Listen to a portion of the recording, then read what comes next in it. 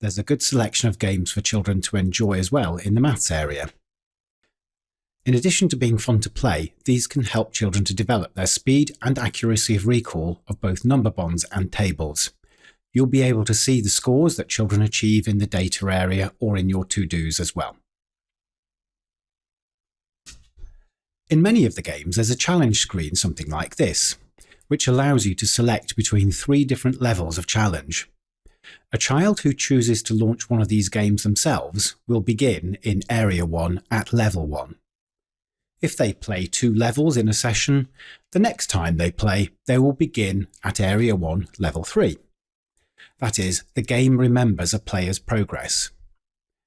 However, it's a bit different if a teacher wants to set a game in a to-do. In this case, you are able to choose the area and level of challenge, and an indication will be given of the type of questions when choosing a starting level in the to-do process.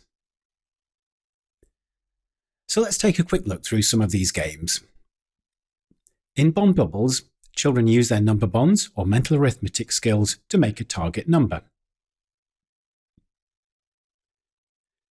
In Dividers, children use knowledge of multiples and factors to target numbers. Through the levels, the challenge is increased by using a wider range of tables and increasing the speed, so children need to show faster recall. In Factoroids, a child becomes the commander of a spaceship. They use the number keys on the keyboard to shoot factors and destroy the blue factoids, which could harm their spaceship. Green factoids are completely harmless. In Fraction Wall, children need to guide fractions as they fall and position them into a... In Fraction Wall, children need to guide the fractions as they fall and position them to complete a row. In later levels, the challenge will increase due to a wider range of fractions and increasing speed. In the Funky Platform game, you need to make the number match the target on the right-hand side of the screen. There are bonus points for achieving this in the lowest number of moves, and if you need to, you can go back to the start and reset. As children progress through this, the challenge is raised as more operations are involved and also negative numbers and fractions too. In Sequence Snake, we're given the start of a number sequence at the top of the screen. We then need to work out which number would follow it and guide the snake towards it using arrow keys. In later levels, the challenge is increased through more complex number sequences. A Fishmatic is handy for visually modelling, counting, addition and subtraction, and the multiplication tables. It's great for use on the whiteboard, with groups, or with individuals. In Fractonio's Pizzeria, children make pizzas with the correct fraction amounts of topping. As they get questions right, more ingredients are added to increase the complexity. When starting the game, you can choose to work with simple fractions with the same denominators, or with mixed denominators, or with fraction and percentage equivalents. 2Race allows children to compete against either classmates or computer-generated players. There's a range of ready-made games in here, as you can see, addition, subtraction facts, multiplication. Clicking into them, you'll see there are 2 different kinds, mixed or single format. Hovering the mouse over one of the games will give you more information.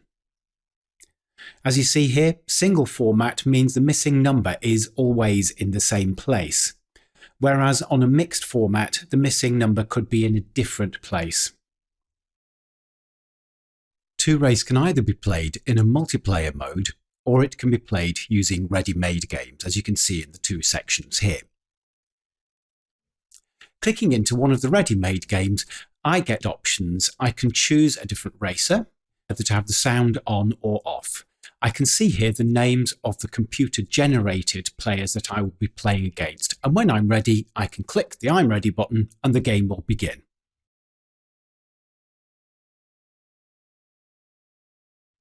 Multiplayer games can be switched on or off for your class by clicking into the settings, choosing the class that you want to change the settings for, and then either allowing or not allowing children to create their own multiplayer rooms.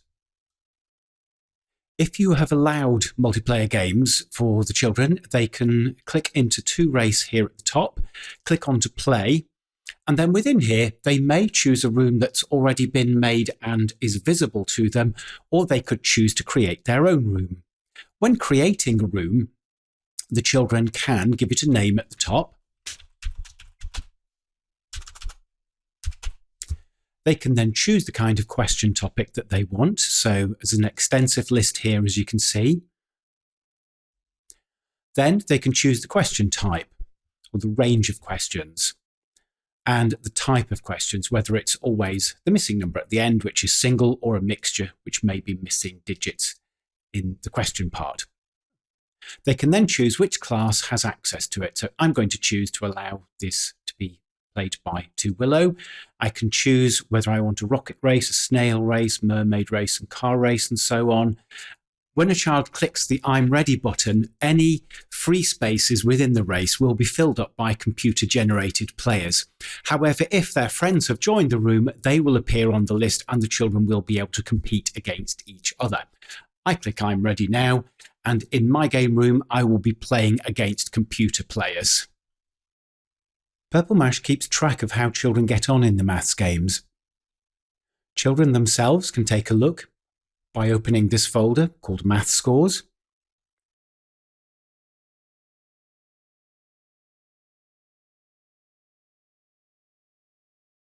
And teachers can see children's scores either from the to-do, if a game was set that way, or for scores of games which children have initiated themselves, click into the data area, then into scores and into the maths games.